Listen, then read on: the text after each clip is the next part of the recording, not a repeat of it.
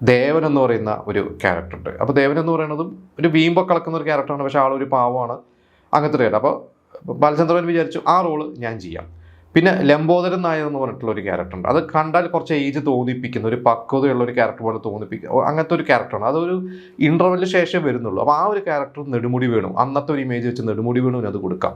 ഇങ്ങനെ എല്ലാം ഫിക്സായി കഴിഞ്ഞിട്ട് പ്രൊഡ്യൂസേഴ്സിനെ കാണാൻ വേണ്ടി പോയി. ആ പ്രൊഡ്യൂസേഴ്സിനെ കാണാൻ വേണ്ടി സെഞ്ചുറി ഫിലിംസ് അവരെ കാണാൻ വേണ്ടി പോയി. കാര്യങ്ങളൊക്കെ പറഞ്ഞു കഴിഞ്ഞപ്പോൾ അവർ കുറേ സജഷൻസ് പറഞ്ഞു.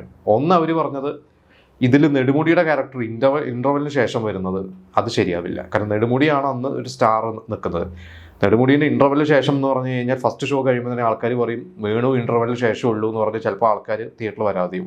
അതുകൊണ്ട് നെടുമുടി വേണു തുടക്കം മുതൽ വേണം എന്ന് പറഞ്ഞു കഴിഞ്ഞപ്പോൾ ബാലചന്ദ്രൻ പറയാം മനസ്സില്ലാ മനസ്സോടെ ഞാൻ അദ്ദേഹത്തിന് വെച്ചിരുന്ന ദേവൻ എന്ന് പറയുന്ന ആ സുഹൃത്തിൻ്റെ റോളിലേക്ക് നെടുമുടീനെ ഇടുകയും നെടുമുടി വേണുവിന് വെച്ചിരുന്ന റോളിലേക്ക് ബാലചന്ദ്ര മേനോൻ ലംബോദരൻ നായരായിട്ട് സെക്കൻഡ് ഹാഫിൽ വരുന്ന ആ റോളിലേക്ക് ബാലചന്ദ്ര മേനോനും കൂടി അങ്ങനെ മാറി.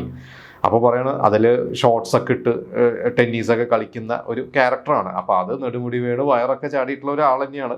പക്ഷേ നെടുമുടി വേണു എന്നെ തമാശ രൂപേണ പറഞ്ഞു എൻ്റെ ഷോർട്സൊക്കെ ഞാൻ നെടുമുടി വേണുവിന് കൊടുത്തു എന്ന് പറഞ്ഞിട്ടാണ് ചെയ്തത്. എന്നിട്ട് പക്ഷേ ബാലചന്ദ്രൻ ആ ക്യാരക്ടർ ചെയ്ത് കഴിഞ്ഞപ്പോൾ ബാലചന്ദ്രൻ തന്നെ പറഞ്ഞത് എനിക്കത് ഭയങ്കര ഗുണം ചെയ്തു. പിന്നീട് ഒരുപാട് പേര് എനിക്ക് ഒരുപാട് അപ്രിസിയേഷൻസ് കിട്ടി. കാരണം ഒരു കണ്ണടയൊക്കെ വെച്ച് ഇത്ര ഏജ്ഡ് ആയിട്ടുള്ള ഒരു ക്യാരക്ടർ വന്ന് ഇദ്ദേഹത്തിന് അന്ന് 25-26 ആ ഒരു പ്രായമൊക്കെ ഉള്ളൂ.